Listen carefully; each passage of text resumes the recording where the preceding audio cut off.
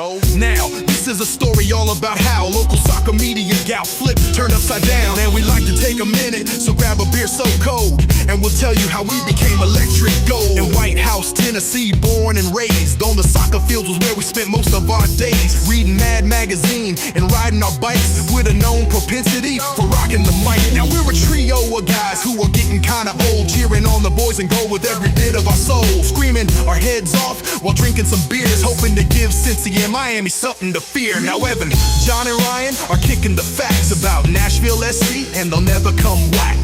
If anything, we can say the show is rare. Acoustic blue and electric gold, the only colors we wear. We pull up to Godey's about 7:38, and we yell to the refs, yo home, smell you later. We look at the castle, we feeling so bold. We sit on our thrones, we're electric gold.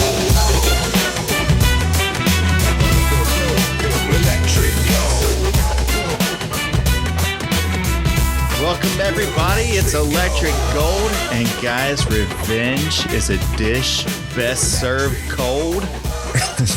It's delicious, and Nashville was eating it up this weekend. We're going to talk about all of that. First, just quickly, let's check in. I'm Ryan, I'm here with John, I'm here with Evan. Guys, how are we feeling this evening? Feeling dandy, Ryan. How are you? Doing well, thank you. How about you, Evan? How you doing? Oh man, I'm doing great, boys. Good to see you tonight. Yep, glad to be here with you. We've got a lot to talk about. Before we even dig into anything, before we go to talking about beers, talking about the game, any of that kind of stuff, we want to actually discuss some serious shit. So this is serious shit.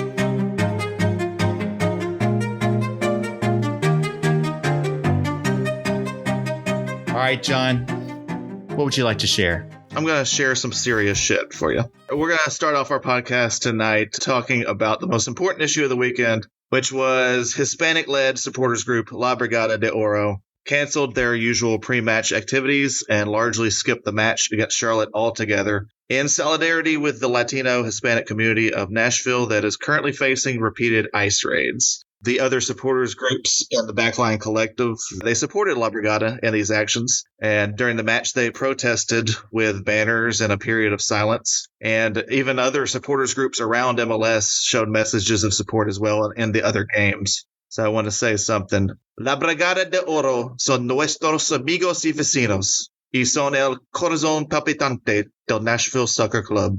And I'm going to say that once more for the people in the back. La Brigada de Oro are our friends and neighbors, and they are the beating heart of Nashville Soccer Club. Their love of the team and of the sport is apparent and contagious. Their passion is often used by the club in their promotional materials as a selling point for the team. That's a good move, really. And some of their members are even pictured on banners on the outside of Geodis Park. And yet, we're recording this on Monday night.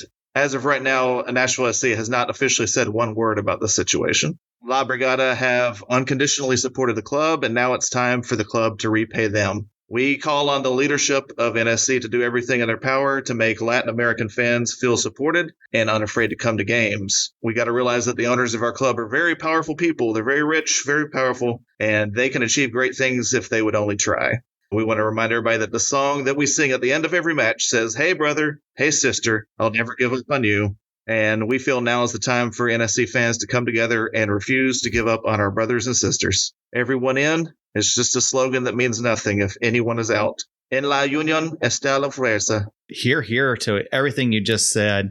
Really appreciate you making that statement for us. When you go to a game, the presence of La Brigada and the Hispanic fan groups that are there, it's unparalleled. Like you said, the passion that they share for the sport is just unbelievable. And they are a beating heart of the entire fandom. Right now, got a bunch of them that are afraid to come to the games, that are having to live in hiding. And that's unfortunate. They're our neighbors. And regardless of what your politics might be, they're human beings. Yeah. And they deserve some treatment like human beings. As you said, it would be nice for the club to stand in solidarity with some of their most passionate fans. Yeah, I appreciate, John, your statement. Appreciate your additional comments there, Ryan. I echo them. And I was fortunate enough to go to the game the other night, and their absence was clearly felt. There was no tailgate. There was no pregame party, and you could feel it. you could really feel a huge difference in the game, the festivities, the environment. Obviously, they weren't there in the match either. And you could feel that too. You could feel that moment of silence. And so as it wouldn't be nearly the same experience without them. Yeah. We need them there. We love them. We want them there. And let's all get behind them and get them back as soon as possible. Amen. Obviously they are wrestling with a topic, a subject that's much more serious than how good is the soccer game or how good is the support of the soccer game. And initially, when this started to unfold, I was a little bit unsure about what role does the team have to play here. But then as you start to understand who owns this team, like you said, John, there are some powerful people. There are people that are actually in Congress that have ownership stake in this team. Yep. And they have a part to play in this, and they profit off of these people every week. Yeah. I feel like they have an obligation, some sort, to stand up and offer some sort of support to these folks that give so much of their passion, their energy, their livelihoods to support this team. Let's hope that we can find some common ground. People can come together and share some love for these folks. And like you said, let's get life back to normal for them as soon as possible. Well said. Well, guys, with that, let's move on from the serious shit. Let's get back to being dumb as hell. Yeah, that's our normal mode. What we do best. The best way to do that is to have a few beers. And guys, I cannot wait to share what we're drinking tonight. In fact, I think this is quickly becoming my favorite part of the podcast. I know it's the favorite of a lot of people out there listening. John, let's start with you this evening. What are you drinking? Boys, I am drinking a key lime gosa from the Westbrook Brewing Company in Mount Pleasant, South Carolina. Do I need to slow down and say that again? Like just kind of stretch that out a little bit? Yeah, let's just stretch the amount of time that we talk about beer at the start of the podcast, maybe. Yeah, don't rush through this, John. Yeah, this is important. I want everybody to realize how good this beer is that I'm drinking. A pro tip, anyone out there, you really need to kick off your podcast by talking about beer. It is just the smoothest thing you can do. It's a way to win people over and get them listening forever. It's just a pro tip. That's all there is to it. Sure. Yeah, great pro tip. And guys, I really wanted to ask y'all, how many hours a day do y'all worry about being cringy? Like 9-10 hours a day? At least. Like, do you wake up in the middle of the night and go, oh, shit, I might be cringe? I gotta say, I don't think that it's ever crossed my mind once in my entire life. Yeah. We're grown ass men. We don't care if we're cringe or not. No. I'm not gonna lose any sleep over it. So yeah, anyway, the beer is good. I fucking love key lime pies. Like I could seriously in my bachelor days, I would just drive over to Publix, buy an entire key lime pie and eat the whole thing as a dinner sometimes. And now you guys know why I look the way that I do. So anyway, to have it in a beer form is pretty exciting for me. It sounds fantastic. Evan, are you drinking anything of substance this evening? Why, of course. And before I describe it to you, I would just like to, say, please, once we get through the beer section, don't stop the podcast, okay? Stick around. Stay for the soccer, okay? I know it's your favorite part of the show. But anyway, tonight I'm having another Wildwood Flower by Tennessee Brew Works. This is, of course, a honey blonde ale that includes some locally sourced wildflower and honey from Strange Honey Farms in Del Rio. You may remember that I had this beer, I don't know, a month or so ago, and I actually looked it up this time. And guys, Del Rio is out past Knoxville instead of somewhere around Chattanooga, which is what I think I guessed the last time. But guys, Strange Honey Farms in Del Rio cares for over 1,200 natural hives and harvests pure raw honey. They've been around for, I think, like 40 years or something like that. Unfortunately, significantly affected by Hurricane Helene and the flooding of the French Broad River, but they are working hard to rebuild. And so tonight, as I enjoy their beer, or the beer that was, made with some of their fine ingredients, I want to send them some good vibes and wish them a full recovery of their business there. Wonderful. Fantastic. All right, so guys, let's just clear this up for the listeners out there. Obviously, we're being a little bit weird and cagey with our explanations of the beers that we're drinking. John, we got some, I wouldn't say that it's scathing by any means, but we got some critical feedback this past week about the beer portion, the beer discussion of our podcast. Would you like to share it? You don't have to share the username or anything like that. Just share what the folks said about us. I'm not 100% it's about us. Okay. I just happen to know that it was coming after the last episode that we did, and it was from Nashville SC fans. And there was some tweets. Somebody said, "Pro tip: if you're recording a podcast, I really don't care about what beer you're drinking, and I'm going to turn it off when you talk about it. I'll probably never come back either, so put it at the end if at all." Mm-hmm. And then there was another follow-up, right? A follow-up. It was, to me, this is one of the cringiest fads in podcasts lately. Unless your pod is about beer, please don't spend 5 minutes talking about the IPA that you don't even like. First of all, how dare you suggest that there's ever been a beer I didn't like? Correct. What the fuck? I love all beer unconditionally. Yeah. So yeah, that was just straight up ridiculous. Yeah. A pro tip from someone whose qualifications appear to be having a Wi-Fi connection and a fucking opinion. Well, thank you. But we'll keep drinking our beer, running our show without outsourcing our personality to the comments section. Look, I get it. You didn't realize you're dealing with Gen X here. We grew up with rotary phones, with latchkey afternoons, and a healthy distrust of groupthink. We didn't spend our formative years chasing likes and retweets or validation from faceless randos online. So we're not going to course correct every time someone with a username like Hot Takes Daily 69 calls something cringe. This whole idea that every mildly different creative choice needs to be pre-cleared by the internet hive mind is exactly why so much of today's content feels like it was written by a committee of brand consultants and bots. People are so afraid of getting roasted by strangers, they've forgotten how to just have a personality and be real. And the word cringe, please.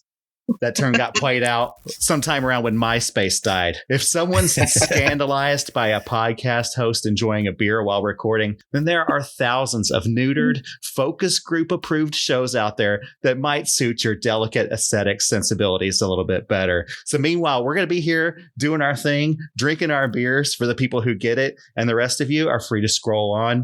Cheers with a beer in hand. I'm drinking the postseason IPA because that's what we're going to. That's where we're headed. From Sam Adams. Enjoy it. Guys, I'm glad to be here with you today, drinking lots and lots of beer, and we're going to keep on talking about it. Cheers to you. Cheers, boys. Cheers, boys. Hey, with that, let's do a little bit of a week in review.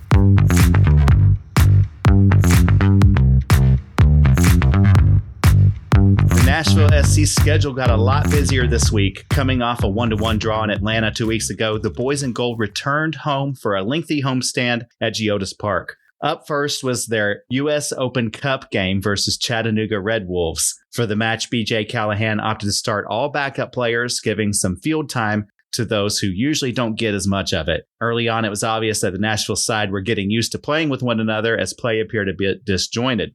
But soon enough, a rhythm started to develop, and Jonathan Perez was at the center of it all. Perez was constantly putting pressure on the Chattanooga defense, and in the 18th minute, his charge into the box caused a deflection that landed fortuitously at the feet of Josh Bauer. That's right, offensive juggernaut Josh Bauer, who wasted no time with a fierce shot that found the back of the goal. With that, Bauer notched his third goal in 2025 across all competitions. With a lead in hand, Nashville was able to play more comfortably, but it was not without some tension. Fan favorite Taylor Washington was tangled up with an opposing player and landed awkwardly along the sideline. After several minutes of medical attention, Washington limped off with what has been diagnosed as an MCL tear, an injury that could keep him out weeks, months, or even for the rest of the year. The second half went by without incident. The home team controlled the ball, but struggled to generate meaningful chances, and the visitors struggled to even hold on to the ball, much less threaten with any scoring opportunities. Ultimately, Nashville ended the match with a 1-0 victory, which ensures that they will move on to the round of 16, where they'll face Orlando City next week.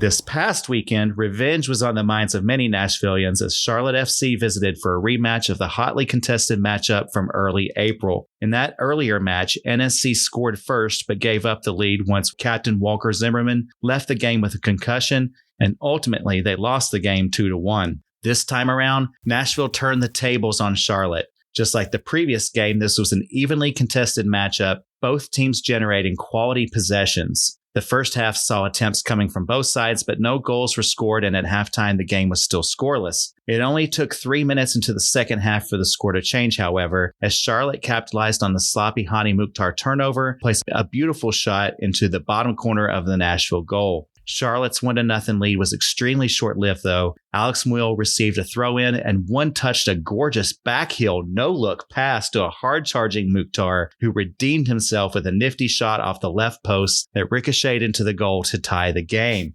And then just 3 minutes after that, it was the golden Canadian goose Jacob Schaffelberg getting in on the action. Andy Nahar set him up at the top of the box, and Schaff wasted no time, firing the ball into the right corner of the goal, which gave Nashville the 2-1 lead. And after that, Nashville mostly controlled possession for the rest of the game and ultimately looked like the better team. The game ended with a victory for the boys in gold, moving them ahead of Charlotte into 5th place in the East with 6 wins, 4 losses, and 2 draws, and a goal differential of +7. With this win, NSC is on an incredible pace. They've never collected 20 points in their first 12 matches before.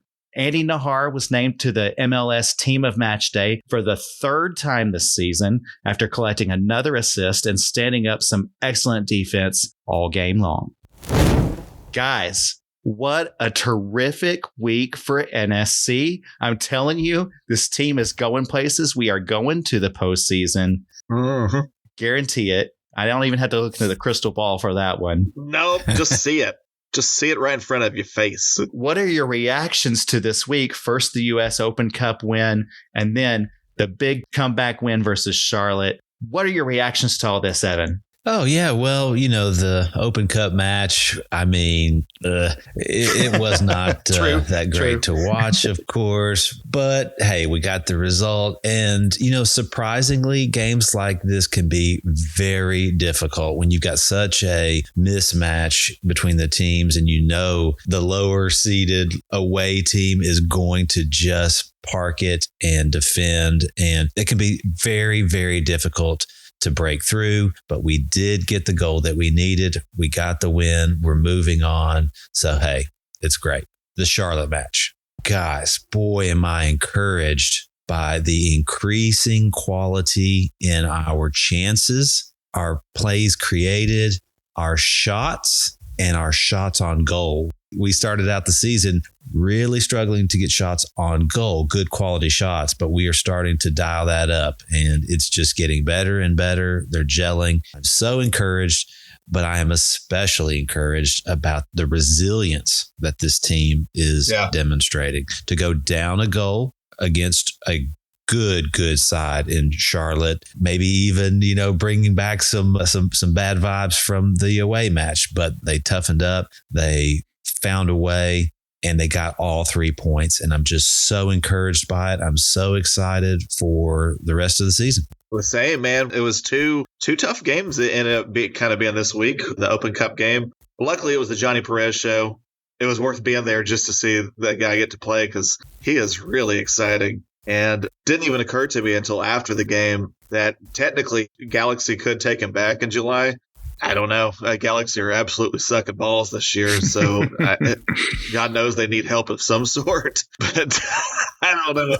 I don't know if they're going to pay for him or not. I would love to keep him here, but I also understand him wanting to get more playing time. He might get it out there. But the Charlotte game, yeah, that was fun. So fun to watch. It was a really fun game. 2 very competitive teams who I don't think like each other very much. Right. And it's starting to show, and we're starting to add them to the list of rivals, because I've had, obviously, Cincy's the top of tier, and in the past, I feel Orlando City. I hate these guys, those purple bastards. But Charlotte's getting up there, man. I don't like them. Yeah. They don't like us, and it's making for really fun games. Man, what a performance to come back on them and hang it back on them. really thrilling. The resilience of the team, as you said, Evan, that was, I think, my biggest takeaway from the weekend was just that Nashville SC 1.0 would have went down that one goal and pretty much would have lost all energy, all, I don't know, effort. They would have just been out there kicking the ball around after that.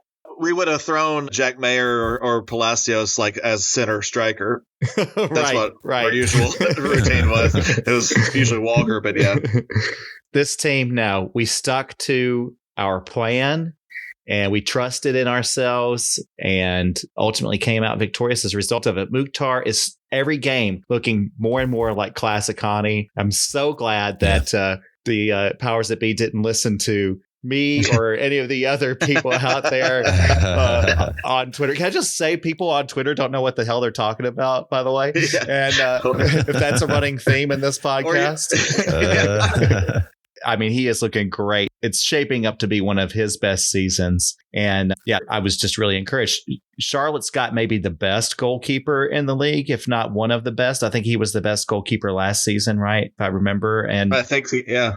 So to put 2 on him, and, even when we played them the first time, we hung 1 on him then too. I think that's really important. And, the Open Cup game, Perez was unbelievable. And I know it's against lesser competition, but man, that kid has so much potential. I'm worried, John, like you, that we're probably going to lose him because to keep him is going to require more GAM than what we have in our back pocket. I did a little research on this and it looks like we're probably it would probably have to cough up around $1 million in GAM. And I don't think we got that just laying around. I mean, like the Ingrams have that laying around, but the team doesn't have that laying around. Yeah. As much as they traded around for GAM and stuff, they'd have to pull some pretty nifty moves, I think, to be able to get that together to keep Perez. So that may be short-lived. So enjoy him while you can. Old Johnny Longsleeves, I'm going to be sad to see him go. Yeah, for real. But it's been a good week, and I'm sure that there were some things that were the highlights of your week. So let's dig into that now. It's time for Oh, Hell Yeah.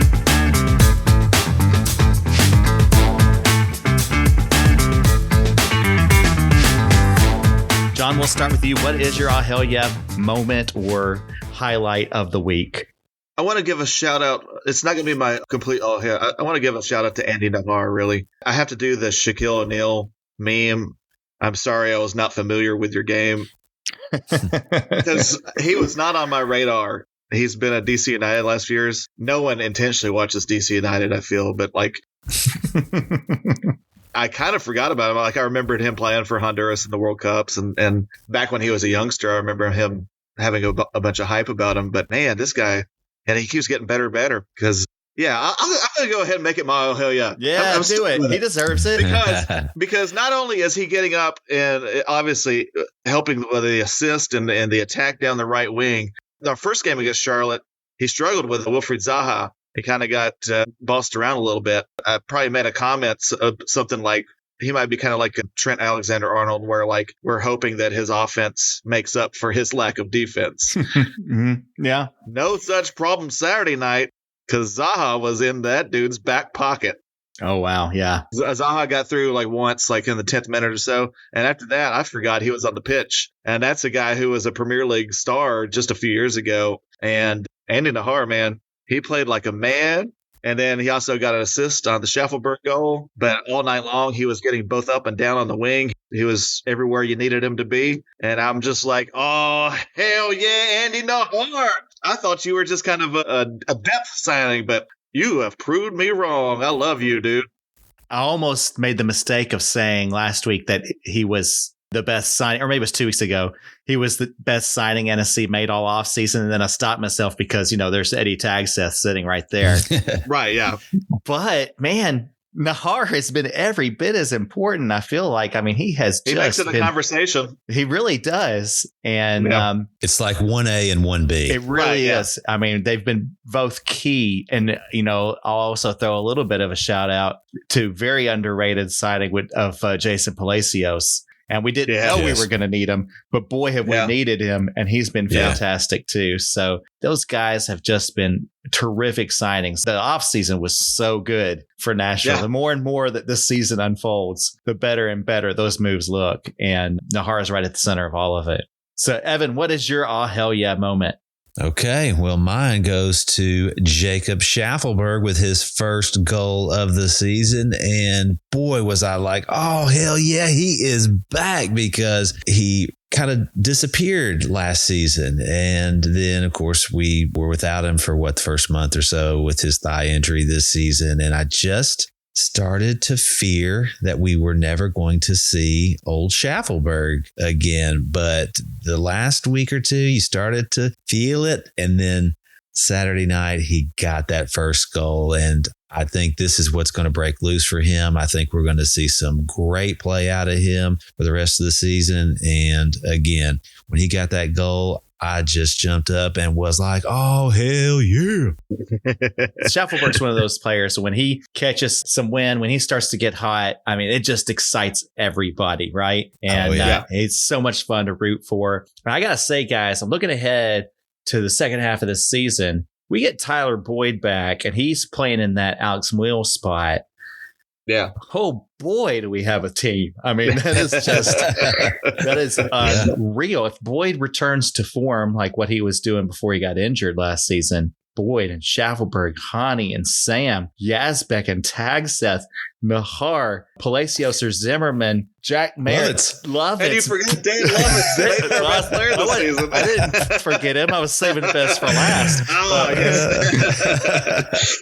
The whole crew, top to bottom, what a strong team. The only thing we may have to be concerned about a little bit is who we have in goal. I love Joe Willis, and let's hope that he can hang in there. But man, all those guys in the field, man, they look great. They look really, really great. So it's been a fun, I don't know, last few weeks just watching this team really come into form, gel, start to understand each other, and they are catching some fire right now. With Schaffelberg, I want to say one thing. Some podcast a few weeks ago pointed out that BJ did a brilliant thing putting him on the right wing because it will allow Schaffelberg to cut in and be a goal scoring threat with his left foot. Which one was that? Oh, it was us. Oh, right. We said that. And look, all right, Canada's proven us right. So how crazy were we? We must have been drinking way too much beer that evening. way too much. Yeah. We should just be cutting that out of the podcast completely so we could have much better assessments of what's going on the field.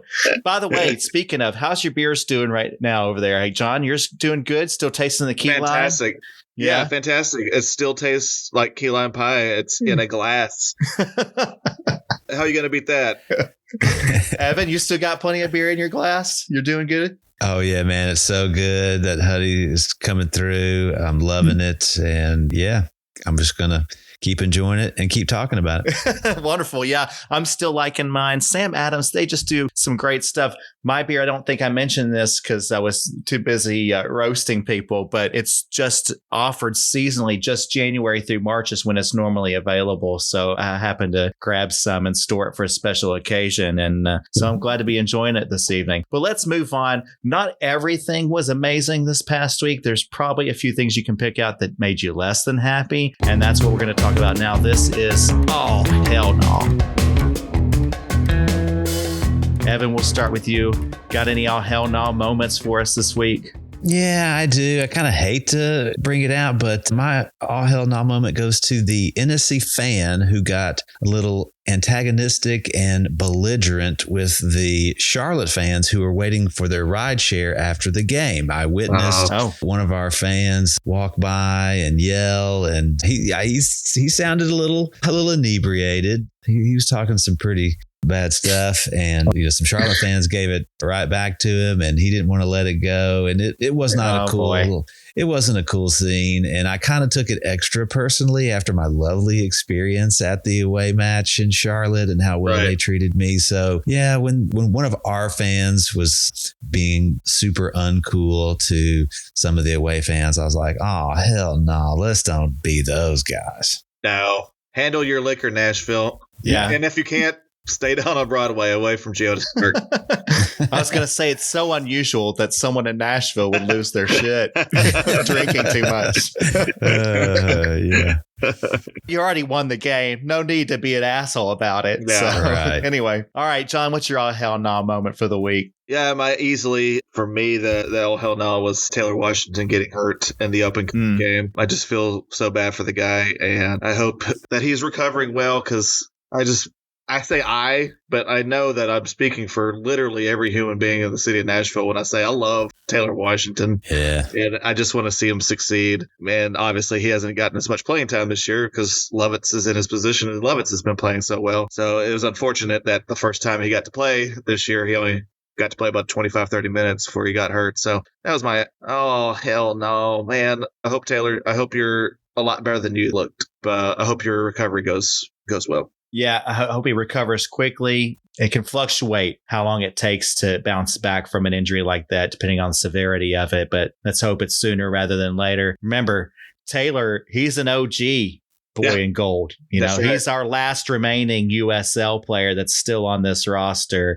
Yep. He's hung in there, and he's not the star of the show or anything, but just the fact that he's been able to retain that roster spot throughout all these years says something about his tenacity, his work ethic, Yeah. For sure. the value in the locker room that he brings. He's just an all around good guy, and you hate to see it happen to him. So wish him a speedy recovery. Yeah. All right. Well, let's move on, guys. As you all know, if you've been listening to us at all this season, whenever Nashville scores a goal this season, we are sharing one of our favorite things in life. We've got 2 goals on the docket from this game. I guess, actually, should we count the USL goal as well? I was thinking we stick with the league goals because that was BJ's thing. 50 league goals. The original sentiment was that BJ set a standard for 50 goals for the regular season for NSC. So we're going to stick to that. We'll do just the 2 goals from Charlotte. It's my turn first, and then Evan, you'll get your shot. I want to start out with not going to be my favorite thing, but I just want to mention, boy, guys, I'm really enjoying this beer tonight. I don't know about you, but I continue to really enjoy it. I'm about halfway through it now, and it's just delicious. I'm so glad to hear that, Ron. Can you tell me a little bit about the mouthfeel? It's a lighter beer. This is an IPA. It's real hoppy, obviously. A lot of passion fruit kind of flavor. If it's an IPA, clearly you probably don't even like it. Oh, yeah. Don't front. I'm being honest. I love this shit. It's so good. I would never lie to my listeners. That's right. And I would never drink a beer on the podcast that I don't love. Okay. There have been some that I've been like, I'm not so sure about. By the end of the podcast, it's great. And this is another one I'm really enjoying it from beginning to end. So anyway, let me get to my favorite thing. All right. This is one of my favorite, if not my very favorite movie of all time. And it may be a little bit an unusual pick. I don't know. You guys might be surprised by it. My favorite movie, or at least one of my favorites, is Dead Poets Society. Oh, You know this one? Classic. The Robin Williams film. Oh, my gosh. I know it by heart. 1989. He's a teacher at an elite private school for boys, English teacher, and he teaches those boys about thinking for yourself, thinking outside the box and being creative and all those things. There's so many great quotes from this movie. There's so much meaning beneath the surface. There's the tension between duty and desire that all of the different boys in the class have to contend with, and they all deal with it in different ways. One wants to be an actor. One is just a really avant-garde sort of a personality. And then you have those who reject it, who are afraid of coloring outside the lines and have to just adhere to the rules and the regulations. And it ultimately creates this real clash between those two forces. It culminates, of course, in, spoiler alert, Robin Williams getting fired. Mm-hmm. What's even more interesting about this movie to me, and I think for any native Nashvilleian, is that this movie was written by Tom Schulman.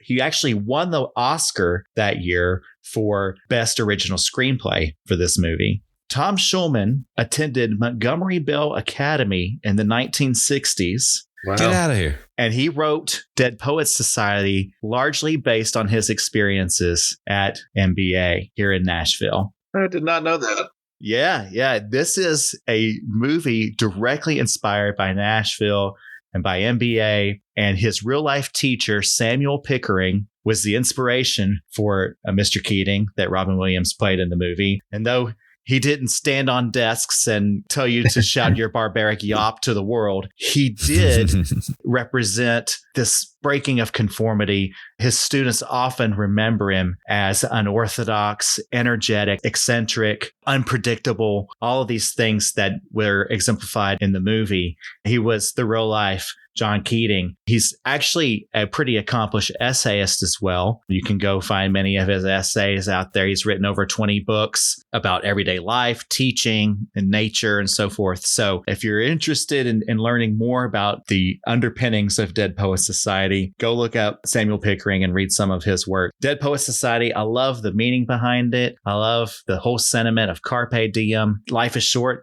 make the most of it. Yeah. It's a valuable movie to me. I've loved it since it first came out when I was just maybe like 11 or 12. I don't even know that I really got it back then, but over the years, it's become more and more resonant for me. Beautiful pick.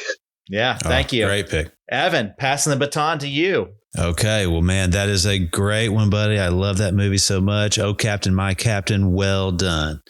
All right, so my favorite thing tonight are compilation CDs. Guys, Yes. I love compilation CDs. And I'm not really talking so much about greatest hits or anthologies by one particular artist. I'm really more talking about record label compilation CD. Like Rounder Records has some really great ones for bluegrass music, and Windham Hill has some really great compilations for what I would call new acoustic music. But I want to hone in on one, guys, that you might have forgotten, and I truly love. Do you guys remember the Pure Moods CDs from the 90s? That is psychotic because this is the first thing I thought about. Oh, wow. Oh, do you remember the commercials? They began with some random guy doing his best ethereal voice, and he was saying something like, "Imagine a world where time drifts slowly, a world where music carries you away." Do you remember these commercials? Like every second of them, yeah. These were Virgin Records compilations that were mostly like new age, ambient, and world music, but then they had subsequent releases that included like trip hop and genres like that. Talking about artists like Enigma, like Oldfield, the Afro-Celt Sound System, which was a project of Peter Gabriel's, and above all, perhaps, the angel that is Enya. Yes. Mm-hmm. Hell yeah, Enya. If you haven't seen these commercials lately, go back and watch them on YouTube. Again, these are the Pure Moods CD compilations and the spinoffs like Celtic Moods and so forth. And I did notice you can even go ahead and add the albums on streaming services like Spotify. So anyway, guys, I love that kind of music, and I loved those compilation CDs. What a great pick. Such a great, I mean, like, it's the kind of pick that I'm jealous of because now I'm thinking about all of my favorite compilation CDs. Do you mind if I just like piggyback on this for a little bit? Because I'd love to share a couple of mine. No, please do. One that was real important to me early in my teenage years was DGC Rarities Volume 1. Do you remember this? So DGC at the time, record label was David Geffen Company, and it was before they formed whatever record company eventually, before he was a part of DreamWorks, before any of that. Yeah. And that was the company that signed Nirvana. Mm-hmm. This Rarities volume of all these different bands, it was all like stuff that didn't make it to their main album releases. So you have Teenage Fan Club on there. You have a track from Weezer, a track that was considered for their first album but didn't make it. Whole, Sonic Youth, Counting Crows. Oh, wow. Nirvana's got an early version of Stay Away on there. It's called Pay to Play. They changed the words on it. Beck is on there. The Posies, the Sundays, and it goes on. There are some incredible tracks on there. One of my favorites. Another one that I really loved, and you guys may remember this one. Do you remember No Alternative? It was a compilation album that was put together to raise funds for a charity dedicated to raising awareness and building relief for AIDS. totally 90s theme. Yeah. On there, you had Matthew Sweet, you had Soul Asylum, Pavement, Bob Mould, Soundgarden. The Breeders were on that one. I think The Breeders. Nirvana had the Secret track on there. Smashing Pumpkins were on there. Goo Goo Dolls, Urge Overkill, Buffalo Tom, Sarah McLachlan, Straight Jacket Fits, Beastie Boys. There were so many good artists on there. And again, these are all songs that were not on their regular album releases. This was all outtakes or whatever, B-sides and stuff like that. And then a final one that I just want to make sure that I mention is the compilation Sunday Morning. I think that's what it's called. No, not Sunday, Saturday Morning. Sorry. I don't know what I'm saying. It's a compilation called Saturday Morning. Do you guys remember this album at all? No, do tell. Yeah. It was a compilation of covers of Saturday morning cartoon theme songs from the 70s and 80s. So you have like Liz Phair doing the Banana Splits Adventure Hour. You have Sponge doing Speed Racer. Matthew Sweet did Scooby-Doo. Juliana Hatfield and Tanya Donnelly did Josie and the Pussycats. Collective Soul did the Bugaloos. Butthole Surfers playing Underdog. Helmet did Gigantor. The Ramones did Spider-Man. Reverend Horton Heat is on there. He does Johnny Quest. The Violent Femmes do Ebop Orca Ah, which is the song that Pebbles and Bam Bam did on the Flintstones. Yep. I don't know if you remember the band Dig. They were kind of a one-hit wonder back in the 90s. They do the Fat Albert theme. The Toadies do the Ghoulie Get Together. Sublime does Hong Kong Phooey. It's so good. And there's a bunch more. There's like 20-something songs on there. So again, I'm going all alternative with these compilation albums. But man, I loved every one of them. I played the heck out of each one of these. It was almost as much as I played regular albums. They're so much fun. Yes. Anyway, sorry to just go off on that tangent. But once you that open was up the wonderful, door, I love it. Yeah. That was wonderful. once you open up the door, I'm going to kick right through it. Potentially, I thought I might share this and you guys might respond, hey, pro tip, that's not a good favorite thing. But no, you guys were very receptive. So thank you very much. I think I'll have a sip of my beer in celebration. Take it from the pros. That was a good one. That was a really good one. All right, let's move on. Let's get back to some soccer, guys. As always, you come out of each week and you've got some really scathing, spicy hot takes, and I'd like to hear them right now. This is going to be our Nashville Hot Chicken Takes. My hot chicken take is that these owners got skills to shake, entertain the crowd and get on the field. 'Cause why the fuck not? Evan, we will start with you this week. What is your hot take?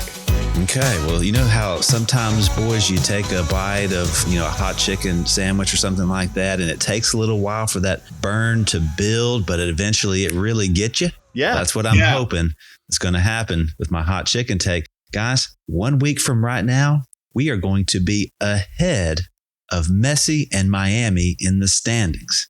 Okay? Now, that doesn't seem so hot, but think about it. About a year ago, 6 months ago, would you believe that?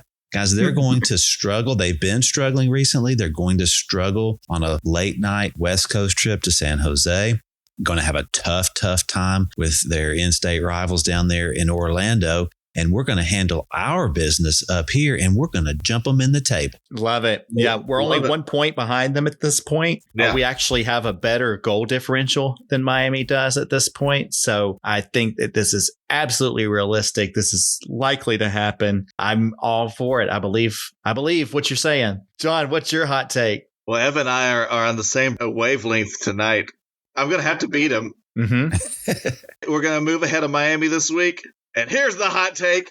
We'll never be behind them again this season. Oh! Coming out with a flamethrower. Man, that's not just spicy going in. It's the one that's spicy going out, too. Wow. That's the one you don't forget. Yeah. I'm hanging my professional podcaster reputation on it. Yeah, Okay. as well you should. I mean, you're a pro. You're gonna do it a pro's way. Pro tip. Let me ask this. What's going on with Miami this season? I haven't really paid too much of attention. I know that they haven't had their full complement of players in a lot of their games, but what's going on there? I mean, Messi is still Messi. He hasn't really dropped. Although I had a second part of my hot take, and that's that Josh Bauer is a better finisher than Lionel Messi. and I have the stats to prove it. Oh my God. So in 2025, all competitions, Lionel Messi has 10 goals in 1,221 minutes. So a goal every 122 minutes. Josh Bauer has 3 goals in 303 minutes. A goal every 101 minutes. Oh, wow. Back up, right back. That's awesome. But now, in general, Miami, I haven't been watching their games. I have better things to do. But I feel like Luis Suarez is probably due a come down. Everybody gets older. He actually looked bad to me before last year and kind of refound himself playing with Messi, I guess. But I don't think he's been as good this year. I think their focus is not necessarily going to be on MLS. Obviously, they put it all into their CONCACAF, and they still got beat. Thank you, Vancouver Whitecaps. And I'm betting that they're going to focus on the Club World Cup thing because, that's their opportunity to show off their pretty pony boy in front of the whole world. Yeah. So I think there's opportunity there for not only us, but everybody in the East to speed up on Miami a little bit. Sure. Yeah. So Suarez only has 2 goals this season. Yeah. And Josh Bauer has more than that. Also, Messi has 5 goals. Sam Surridge has more than that. So Yep. I don't know. These guys seem kind of, I don't know. Maybe they're cooked. Who knows? We're going to really eat these words, I'm sure, in a few weeks. At some point, yeah. They've also got Fafa Pijo. Remember him? Yeah, and he's actually been playing well. It seems getting goals for him. None of those guys have played the full complement of games. I think, they've played about 2/3 or they're rotating around. So that's probably more what this is about than any actual loss of skill. But no, I'm sticking to it. We're going to finish ahead of them. Hell yeah. We're not falling behind them for the whole rest of the season. That's going to be awesome. All right. Those are spicy. I don't even know if I can handle it, but we better move on. I better get into the week in preview.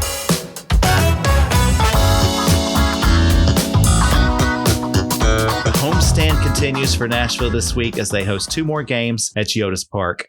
On Wednesday evening, the New York Red Bulls come to town fresh off a 7-0 beatdown of the LA Galaxy. The Red Bulls sit in 7th place in the Eastern Conference with a record of 5 wins, 4 losses, and 3 draws, and a goal differential of +6, which of course was helped mightily by their big win last weekend. The Red Bulls have been terrific at home this year with 5 wins, but horrible on the road where they have not yet recorded a victory. The Red Bulls are led by the dual threat of forward Eric Maxim Choupo-Moting and midfielder Emil Forsberg, both of whom recorded braces against the Galaxy. The Red Bulls are coming in hot, so NSC will have to hope their defense holds up against the onslaught.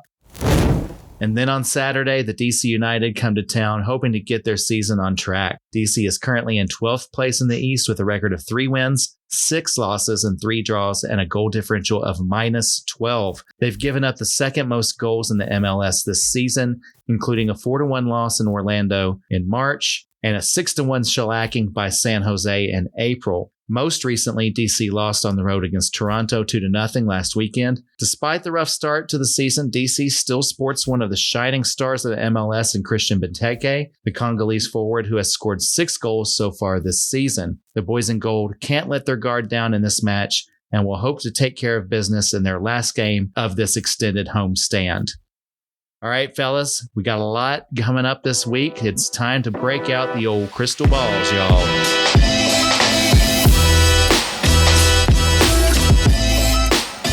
John, we'll start with you. Gaze into the crystal ball and let us know what you see. I have gazed already, and I know which way the winds will blow. On Wednesday night, Red Bulls come to town. I have described our games against Red Bulls as satanic soccer before because they're always ugly. They're always disgusting, and we've never beaten them before. So I will say for that one that we're going to win 7-0. We're going to take all the frustration and all the hell of playing Red Bulls and put it all into this one match, and they will know what it is to both win and lose 7-0 in 1 week. That's what I'm hoping for that one. Sounds reasonable. Yeah, totally. And then DC United comes, and they stink. They're bad. But it's that trap game possibility with them that we might overlook them a little bit. And like you said, Christian Benteke, former Aston Villa man, who are coming to Geoda's Park in August, and Ryan cannot be more excited. I'm going to be so torn. Aston Villa is my favorite Premier League team. Who do I root for in this case? I think I have to root for Nashville. I'm sorry. Yeah. I lived in Birmingham for a year. I've lived in Nashville the rest of my life. I think I have to root for the home team on that one. Well, I applaud you for that. But Benteke is still quite good and gave us fits last year. We played them, I think, in October last year, our last home game, and it was a 4-3 win for them. So we're going to get revenge. 4-3 Nashville. Benteke's going to be good, but we're going to be better. Like it a lot. Evan, what's your crystal ball have to say? Yeah. I'm gazing deeply into it and seeing a 1-0 victory against the Red Bulls. Those are always difficult matches. They're ugly. They're typically low-scoring affairs, but we are going to edge by them with a goal by Jacob Schaffelberg, who will continue his hot streak. And then when DC comes to town, we're going to beat them 2-1 with goals from Sam Surridge, and Ahmed Qasim is going to find his form again and get a goal. So there it is, boys. You can write it down. Either way you look at it, it's guaranteed. Two more wins for Nashville. Yeah, that's right. Love it. I don't usually do this. I've actually got a small crystal ball of my own here. I'm going to just gaze into it real quick. And what do I see? It's a shape starting to form. What is this? It's a beer. Guys. I am so enjoying this beer. Unfortunately, the glass is almost empty and we're going to have to wrap this up, but it's been a delicious beer and a really fun podcast. Thank you guys so much. And John, before we go, let people know how they can reach out to us and offer their pro tips and constructive criticism once more. I'd love it. We are on Facebook, Instagram, X formerly Twitter as Electric Gold NSC. Yes, absolutely. Reach out to us with pro tips. Reach out to us. And most of all, if you're going to talk about us, add us, motherfucker. Because we want to hear about it. Yeah. We're playing with anybody that's talking. We don't give a crap. No, it's cool. We love you anyway. Yeah, like any good Gen Xer, yes. What do we say? Whatever. Exactly. So yeah, reach out to us, like us, follow us, all that jazz. And we appreciate every one of you, everybody listening. Even if you hate us, we still love you. That's right. We're just full of love over here and beer. Yeah. Well, thank you, John. Thank you, Evan. And thanks, everyone, for listening. We really appreciate it, as always. Remember, the boys are riding high right now, but they still need your support. So keep on cheering them on. Keep giving support to La Brigada and the entire Hispanic community here in Nashville. And, of course, keep cheering on the boys. Keep showing up for the games. And keep on saying it. Come on, you boys and gold. Come on, you boys and gold. Come on, you boys and gold.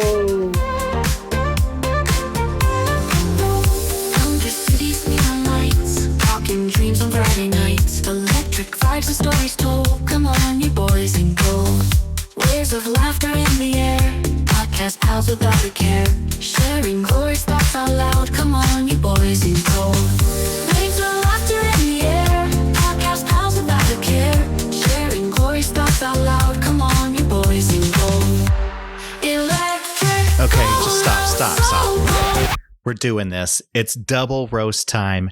New York and DC, you're both up, and let's just torch you both in the same breath like we're hosting a group therapy session for cities that peaked in different centuries. New York, you think you're the center of the universe. DC, you think you run the universe.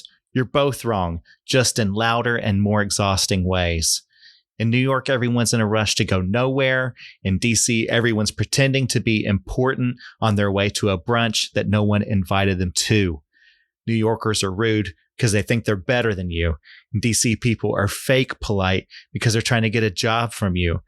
One city is drowning in trash juice and the other is drowning in interns who think they're saving democracy. New York smells like hot garbage and ambition, and DC smells like anxiety and Axe body spray from Georgetown undergrads. In New York, everyone says they work in media, but it's just 35 people that are rewriting the same headline. And in DC, everyone advises policy, which means they took a political science class in 2012. When New York flexes money it doesn't have, and DC flexes power that it doesn't understand. New York has the finance bros, and DC has the think tank guys. Neither one have any clue what they're doing. Both cities run on coffee, ego, and untreated anxiety. At least New York admits it. Well, New York's rent will bankrupt you. DC's rent will also bankrupt you, but they'll try to talk you into thinking it's worth it because there's a Trader Joe's nearby. The New York City subway is a lawless underworld, and the DC Metro is a museum exhibit on delays and disappointment. New York is where dreams go to get mugged. DC is where idealism goes to get lobbied. Well, New York, DC, two big cities, two big important cities in this country. You both have one thing in common. You're both coming to Nashville this week, and you're both going down hard. Boys in Gold got something special for you. It goes like this. Get up for the boys and gold. Everybody get up. Get up for the boys and gold. Everybody get up. Get up for the boys and gold. Everybody get up. Get up for the boys and gold. Everybody get up. Ain't worried about the goals, baby. Just take a shot. You're too hot. Cause when you're hot, yeah, NSC, take your shot. Ain't worried about the goals, baby. Just take a shot. You're too hot. Cause when you're hot, yeah, NSC, take your shot. Get up for the boys and gold. Everybody get up. Get up for the boys and gold. Everybody get up. Get up for the boys and gold. Everybody get up. Yeah, yeah. Get up for the boys and gold. Everybody get up. Don't care about the rebels, baby. They're not hot, no, they're not. They're not hot, not hot, no, they're not hot. I don't care about DC, baby. They're not hot, no, they're not. They're not hot, not hot, no, they're not hot. Get up for the boys and gold. Everybody get up. Get up for the boys and gold. Everybody get up. Get up for the boys and gold. Everybody get up. Yeah, yeah. Get up for the boys and gold. Everybody get up. Ain't worried about the goals, baby. Just take a shot. You're too hot. Cause when you're hot, yeah, NSC, take your shot. Ain't worried about the goals, baby. Just take a shot. You're too hot. Cause when you're hot,